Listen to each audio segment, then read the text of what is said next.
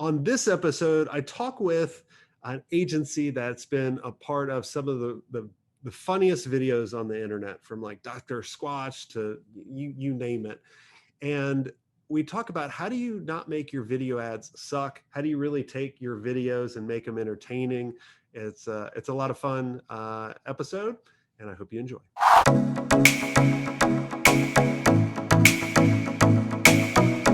Hey, welcome to the show. Thanks for having me. It is an honor.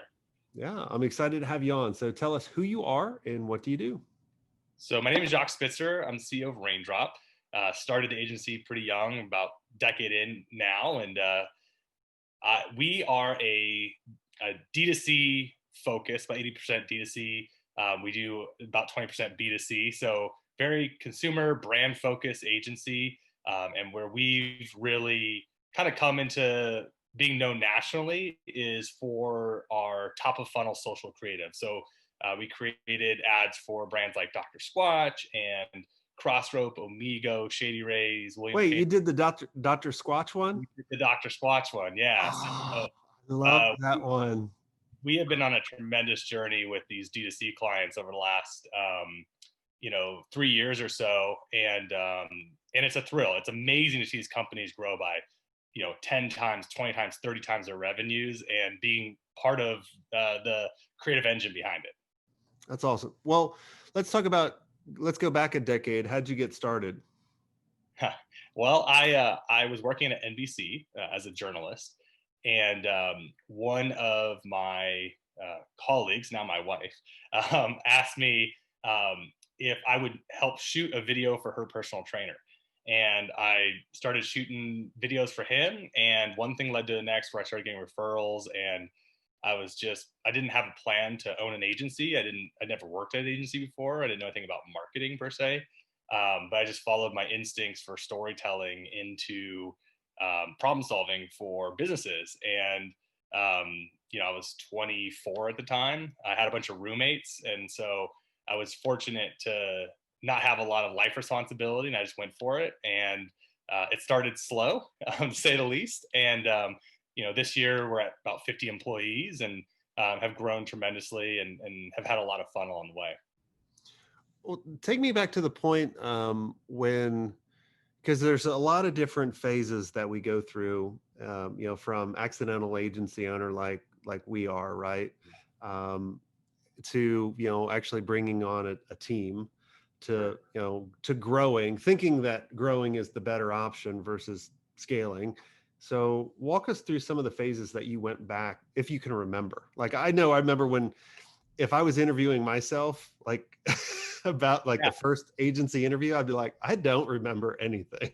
Yeah, I mean, it's interesting how much, just how much self-reflection is involved, because I think about the fact all the time that, I started an agency. Well, I started a business. I shouldn't say I started an agency. I started a business. It became an agency, and I didn't have any direct background in agency world or life, and in this type of structure. I'd never had, managed anyone directly, and now I'm partially responsible in some way for all these people. And so, for me, there was different like milestones where I was like I remember the first one was when we started having actual overhead, so like an office and health insurance, and starting to realize, like, oh, this is why you can't charge $50 an hour for your time all the time. Like, this is why. What year was that when That you was, started? for me, that was like year 3. Yeah, so I mean, really, the first couple of years, it was enough to feed myself, and then a couple of subcontractors, and then our first employees were year 3, and the hockey stick growth has come in the last 3 years or so. And what was the mindset shift? Because there's a lot of people listening that they go, well, I'm kind of doing everything, from 3 years and below, of like, I'm kind of doing everything myself. I'm using contractors, that kind of stuff. What was the shift of going, hey, let me get an office, let me start hiring people, and then, like, how did that go? Yeah, well, so I was really fortunate. I have a business partner named Adam Wagner, and Adam had worked for 2 other very large agencies at the time. And so it was kind of a nice mix of, you know, my creative storytelling and just passion and hard work and desire, and his ability to see what was missing in terms of structure, even in the way we contracted things, you know, introducing service lines that weren't just project based, because we were doing a lot, we still do a lot of video and photo, or video, photo, and web work, but it was just so many project based things. So every year we started at zero. And so that was a big aha. And he was like, I can help you get there if we work together. And so we made an agreement that at a certain revenue number, we would form a partnership, and we were able to do that. And so once we had some annual contracts in place that were a little bit more steady, we felt better about making, you know, the leap to taking on some of the overhead. Awesome. Well, let's talk about video. You know, many years ago, even before I started this podcast, I wanted to do video because there were so many people out there just putting out blog posts, right? You remember years ago, it Yeah, was oh like yeah, still a thing, by the you need a blog, and then you know there's so many people outsourcing it. Like you never knew what were their tone, what was their personality. I was like, look, I don't care how bad I look on camera. I don't, whatever it is. I think our first video was, I was trying to be serious at first, and we'll link up into the show, or you go on YouTube. It's like one of the first videos. And I remember seeing, because this was in 14. So you remember like the Dollar Shave Club video, Oh, of course, yeah. right? Like right.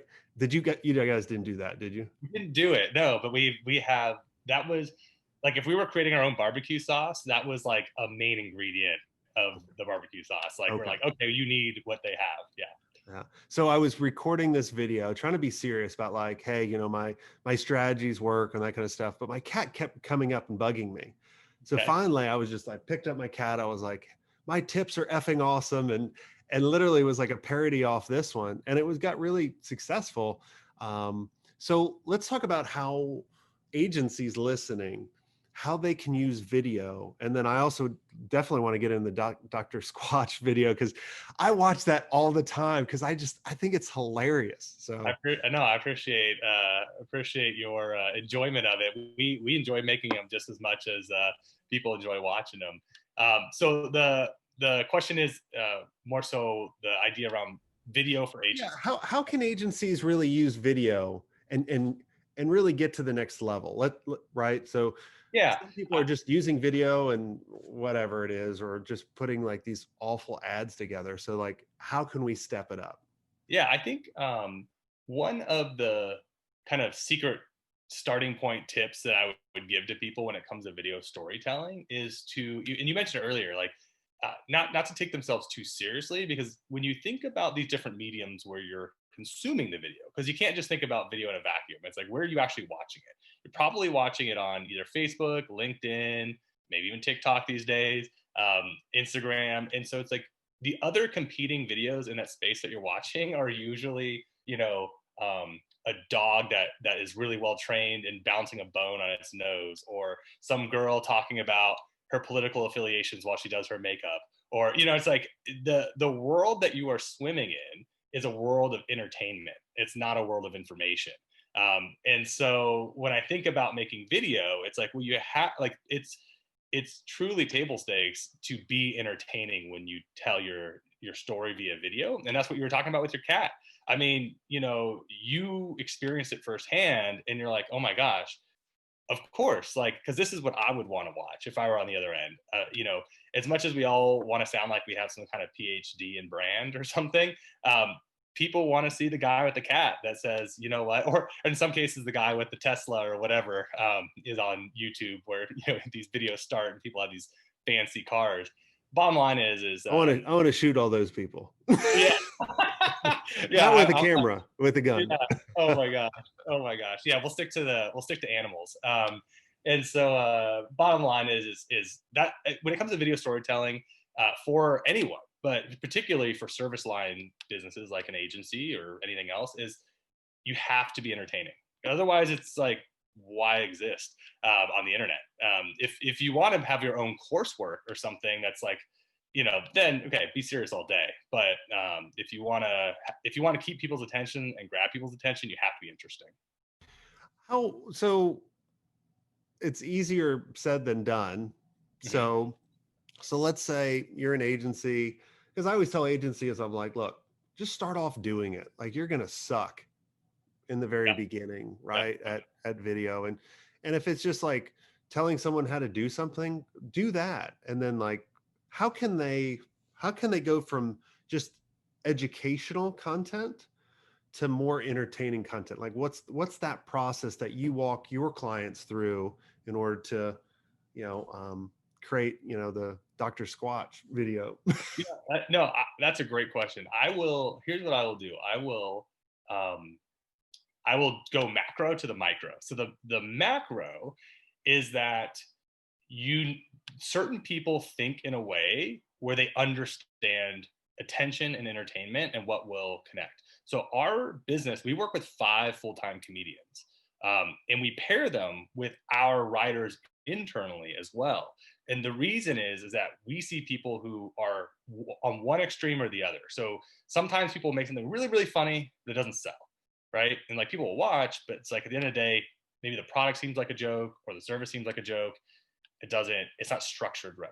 But then if you have all these people that understand the structure of how to tell a story but not how to hold people's attention, so we pair a comedian with our internal writers. Our internal writers are fantastic. Like I don't know that they could probably write one of these type of scripts on their own, but that added spice of having someone who's professionally entertaining, uh, it does make a difference. And we learned that firsthand. By what happened was we watched the Dollar Shave Club video and studied it, some of the very early Harmon Brothers stuff. And I literally made a recipe out of it. I was like, what is going into this that seems to work? And we'll tweak it from there. The first video we did not do well. It was a dud. And we tried to write it all internally. It was like half my jokes. Like it just wasn't that good. And when I went back, I learned that the owner of the Dollar Shave Club, the guy who stars in the video, he was an improv comedian. And he talks about, in one of his articles, he talks about that being like the most underrated component, that like people are like, you have to understand comedy in order to pull off the timing, in order to make a video work. And that's what led us to finding James Schrader, who is the star of the Dr. Squatch videos. He was a local comedian, and he was doing all right, but we saw him and we were like, that guy is perfect. It was actually our senior videographer's bachelor party that we were at, and so we tracked him down, and the rest is history in terms of that. But that's where it all started, where we realized if you want to make professionally entertaining content, you should probably talk to professionally entertaining people, and not just try to be something that you're not. And your point earlier when we were talking offline about putting people who are smarter or more creative around you, well, that's a great example. People that are in front of people every night, they know the pulse of America, what people are laughing at. They're touring America. They're great. So our comedians are definitely a big part of what we do. What other ingredients, like when you were deconstructing the Dollar Shave Club video, which is Yeah. so instrumental to so many different things, what other ingredients did you find? About, obviously one of them's use a freaking professional comedian, that will help. So what were some of the other ones? I think one of the things that what's fascinating to me about, like, again, going macro to the micro is, I actually don't see Dollar Shave Club as the beginning of this. What I see Dollar Shave Club is the first to do it on the internet. But what I went back and we've really realized, especially in working with a company like Works Power Tools, we've made like 8 or 10 videos this year just for Works. They got their start in direct to consumer power tools through infomercials. And what I realized is that, Jason, you and I grew up watching infomercials, and they'd keep our attention for 30 minutes on television, even though we didn't want the ad. We knew it was an ad. And we're like, well, why? Why are we spending 30 minutes of our life watching an ad for something we probably never buy, especially as like a 14-year-old? Like, why am I watching this like toaster oven that can do it all, or this The vacuum? OxyClean, like I want Exactly. to, It's like, I want to dirty my stuff to see if it exactly. works. Why am I watching this? And so for me, I look at it like the attention is shifted online, but the overarching human interest in something like an infomercial has is always existed and it exists now. And these 3-minute type videos that we make is the infomercial of the internet age. I mean, so for me, it's like when you talk about those specific ingredients, it's like the numbers of call to actions, the ability to remain entertaining but not make a joke of the actual product, which I think is the biggest rookie mistake we see, is that people, you can make jokes around the product, but the product itself is not a joke, right? You want people to buy it, and so and you want them to take it seriously in some capacity. And so that, I would say, that's, if you were to look at infomercials, they are the predecessor of the online. They call them, anchor videos or hero videos, and so and then from there, I mean, look, I would say that like anything, the structure's there, and then the rest of it is freestyle. And sometimes something just really resonates with people. How many call to actions? You mentioned like how many call to actions. Yeah. So what have you seen works the best?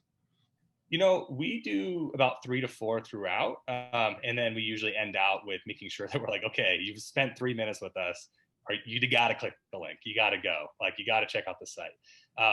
And the beauty of these longer videos, like I think about, if you're paying for an impression, I'm gonna get a little agency meta on you here, but if you're paying for an impression, it's like, okay, I'm paying a couple cents for an impression.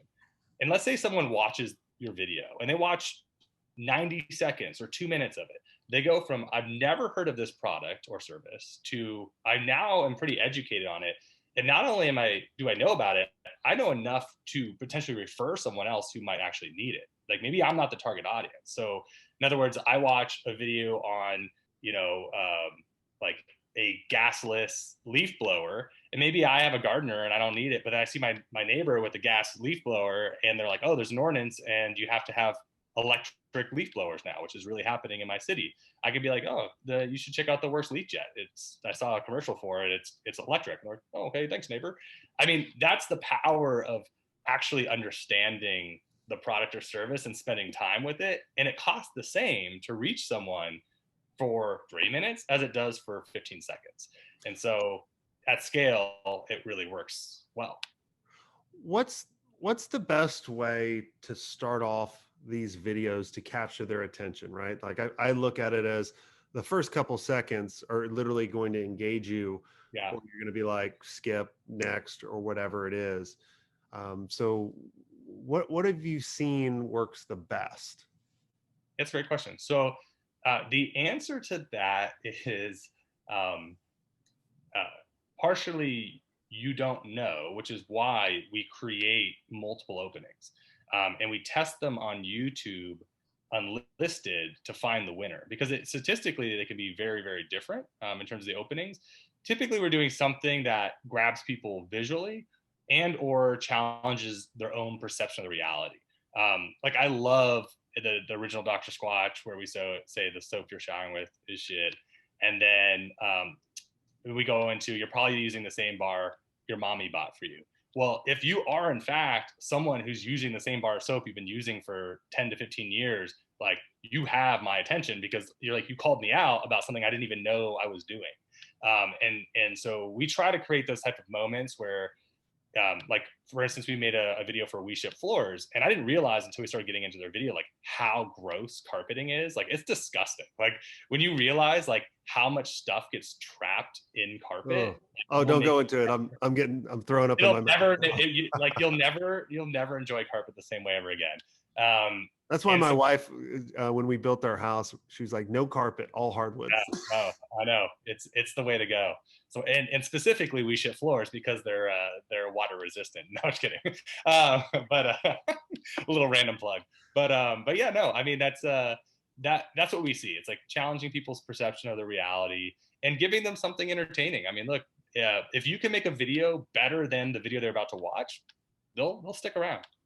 Yeah, I like calling out something that they know, like calling them out on something, right? Like, I know one of the videos that was really popular for us is like, hey, do you constantly keep sending proposals only to have people go completely silent on you? And they're like, yeah. Or like, you think of that guy on Instagram, I think he's in New York, but like, he never says anything. He just holds up signs Yes. Uh-huh. Holds up Yep. signs of shit we think of, but Yep. we never say. Right. And I think those always work, really the best, because it's like, oh, finally someone said it, but Yeah. you had the freedom to, call it out. You know But what's yeah. funny is I remember your ad. Like I didn't realize it was your ad, but when you just said that, I was like, oh my gosh, I've seen this guy before. Was that on Mhm. YouTube? Where'd you run those? On Facebook. Yeah. Facebook. Okay. Oh my gosh. That's Yeah.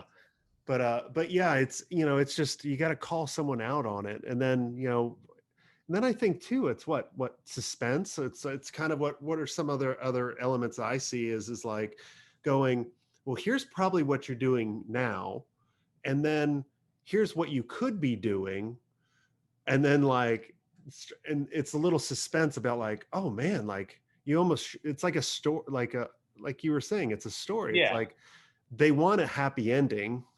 I guess Yeah. we could do all kinds of funny stuff on that one. They want a happy ending, but they don't know how to get there, so they're going to keep watching or listening to Absolutely. what's going on. So I think we use them as like we call it like problem solution statements. And going all the way back to our predecessor, the infomercial, one of the things that they do so well is they'll say, "Oh, like you can do these three obvious things, right? But then here's 10 things that you've never thought to do with this thing." And all of a sudden you're like, okay, like I could see myself getting some OxyClean because I don't own a boat, but like I could wash it if I had one. Like, it's like it's crazy, but like they do it. And it's like, like, oh, you could cut through this and that and like watch me cut through a shoe. And you're like, why are you cutting through a shoe? But if I needed to, I could cut through a shoe. And so it's like, to your point, that suspense and that like, it's an art. And think about like when you go to a fair and there's someone doing a live demonstration, same idea, right? Like they just suck you in. They're just so good. I feel like I should go to the local fair and get some of those people. Man, they could make some great videos. oh yeah, I mean, like this summer I got a boat for the family, and I was going to buy a Boston whaler, and I was talking to the salesperson, and he goes, well, you could cut the boat in half and it's still going to float. I'm like, that's the dumbest thing I've ever heard. And they literally have a video of them cutting a boat in half and still working. And I'm like, all right, like as I started watching, I'm like, wow, they're going to cut this boat in half. Like I want to know what Wow. happens, but it's Yeah. just talking about like, no one's ever going to do it. Well, I'm sure people like you will do it, demonstrating this. I Um, think that's brilliant because it's like taking like safety to an extremity, and you're like, you're not gonna sink in this boat. It's like, let me prove it. I'm gonna cut it in half. It's pretty good. yeah, or calling out something that really gets their attention. Like I love, if I can remember right, on the Dr. Squatch video, it's like you're using the same ingredients as like dishwasher Yeah. or Yeah. right or something Yeah. like that. Like I'm like, oh, that's gross. Yeah. Yeah. No, I mean it's they do a you know one we've played with so many different like intros and hooks and what matters to people. And to your point, those like I never thought of that type of moment where it's like it's the same ingredients inside your dish soap, and you're like, oh, like yeah, you're right. Like it happens to be Old Spice and it's called like Tropical Breezes or something, but it is the same type of formulation. That it's again, it's like uh, challenging people's perception of their own reality, and you can't unhear that, right? It's like I never knew that, but then I can't unhear it. Yeah, I'm just trying to think like how could we help people really kind of position this more like I know when I'm working with someone and I ask them, I'm like, hey, walk me through the process of how you're pitching to people.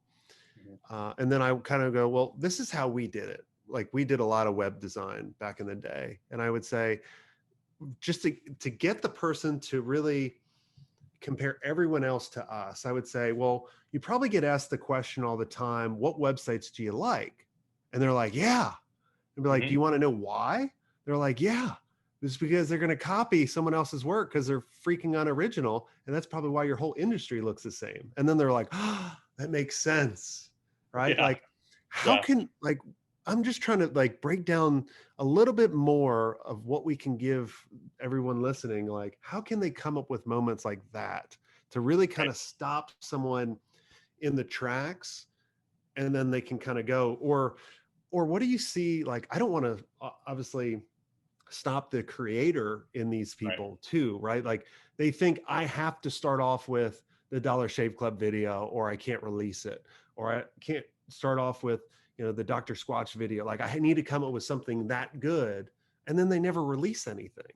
Right, right. Yeah, that's a great point, because with all of these brands, I would say with half of the brands we work with, we don't start with an anchor video, because what we're trying to figure out is what kind of messaging are people resonating with. So I call them doors to knock on. Like we're trying to figure out like these 4 to 5 doors. So even earlier we talked about when you said, well, what openings work? And I'm like, honestly, I have my guesses, and then I'm always surprised, by what does and doesn't work. And we call them doors. And so those doors are usually created by really looking at those problem solution statements. So, and some of those best statements can come from either their salespeople or their customer service team, or even just combing through reviews and seeing how people talk about the product. Because people will give you like, oh, I expected this, but this is what I got, and it was even better. Or, it's like, it's right there, right? And so we find it more challenging for people that are more startups, because they haven't narrowed their number of doors, they haven't gotten that feedback. But people have been doing this, it's more so they just take it for granted. Like the thing that makes them give them that moment, it's just so obvious to them that they don't even see it anymore. Right? It's like, oh yeah, of course people know that. And it's like, no, they don't. Like if you're a do-it-yourself installation thing, and you're like, oh, we've already made 15 videos about how to install it, why do I need to show it in this one? It's like, because fundamentally your brand, like you have to show people that's easy to install. And they're like, oh, I see what you mean. Because like we're assuming that people have never seen our ad before. I'm like, correct. And so, it's like creating those problem statements, like for instance, for soap, it's not the fact that like the reason that Dr. Squatch is reaching the scale and the meteoric levels that they are isn't because it's an all natural soap. It is an all natural soap, but like if we had gone into this, like it can cure psoriasis and like, no, I mean, but in all seriousness, like some of the early messaging was posed that way. It was very like almost clinical, and like, make a switch, like it's going to give you cancer if you don't, like that kind of stuff. It's like, okay, look, like I think we can all appreciate that, like we deserve better than laundry detergent on our bodies. And so just trying to find a way to really like take this more clinical thing, but put it in a way that people can appreciate. But ultimately, I hope I've answered the question, but it's really creating these doors. And you never know which one's going to open. And I think that's important, because I feel like people are trying to, like, their mindset sometimes is I have to pick the perfect door. And then they get stuck, to your point. It's like, no, pick 5 and like see which ones open. And if none of them open, then figure out why didn't they open? Like, why are people not resonating with this? So let's use me as an example Mm-hmm. to kind of wrap up. So I agree with the multiple doors, but like a lot of times, like we're just having a challenge, like let's say, and I think you're talking about with doors for maybe the opening of of the video. So how do you guys test it out? Like a lot of times, like how I test it out is just put it out there, but how can I put same kind of 5 of the same videos out, right, in order to see how it works at the same time? Or like how are you guys testing that? Well, okay, so I'll give the more complicated answer and the more simple answer. So the Okay. more complicated answer is, if most of the brands we're working with are spending tens of thousands, if not millions of dollars a month on social ads. And so they're very savvy. And so they can find out in 48 hours which one of these are going to be statistically like relevant or different. But if you're, and so we're talking about like at that scale, at that production level, like like it's kind of like they say, ball don't lie, like the numbers don't lie. But for more what you're kind of, I think where you're coming from, which is like, look, someone's just trying to get started and they're just trying to put content out there. There's an interesting, I don't know if you've ever seen this show. What is it? It's like Master Chef or something Chef. It's I love all those shows yeah, on HGTV. yeah, I and it's know like, you're old when you start watching the Home and Garden show, right? yeah, no, no, they have on the Food Network, they have this show where people the whole time they're like, "What's my POV? What's my POV? What's my POV?" Because they realize that like at the end of the day, you can't be everything and everyone. So like, what's the thing that you're going to like to hang your hat on and not give up after like one or two, but like to your point, like plug away and have like chart a course on what it is that you think you can provide the most value on, of course. And when it comes to capturing people's attention, being like, well, what is authentically me? But I think also don't be afraid to take some risk. What I mean by that is it's like I think people feel goofy or silly or dumb, like being animated and like being like to your point, grabbing their cat and saying something they wouldn't normally say. And it's like that's okay because like people are expecting to see something extraordinary, not something ordinary. Like they're expecting to see something that is different than what everyone would do, the same energy. And so like don't feel bad about giving people about performing because I think people are like, oh, it's inauthentic. And it's like you can be authentic all day, but if people don't want to watch, like you're not helping them. So, it's okay to ramp up your energy a little bit and give yourself permission to do that. And I learned that back in my news day because they say that the camera it adds 10 pounds and it takes away about 20% of your energy. It's lost in the vapor. So it's like you have to ramp yourself up at least 25%. And that would be something that I would pass on to anyone making a video. Yeah, I heard that about the camera adds 10 pounds. And then I would go to people, I'm like, how many cameras are on me? Like, take them off. Like, Oh just my give me god. half a camera. So I look half as fat. Oh my Uh, gosh. so, but awesome. Well, this has all been great. Is there anything I did not ask you that you think would help out the listeners? Oh man. I'm so bad at that question because I'm like everything. um honestly my brain went a little blank. I don't know. No problem. I, outside of no, I mean I could talk about it for hours, but and also I'm like I don't know. No problem. You already put a bunch of bombs on them. So, um, the biggest thing, everybody, is you got to go do it. You got to start somewhere. Remember, everything big starts off small. So go back to some of our original videos and, we look like a hostage from Iran. It was really, really bad, but, they worked. They did what they needed to do in order to get us to the level we are now, which is still very low. But we'll keep that. going up. But I love what's the agency website people can go and check you guys out? raindropmarketing.com is our URL, and you can also find me on LinkedIn. Pretty active there.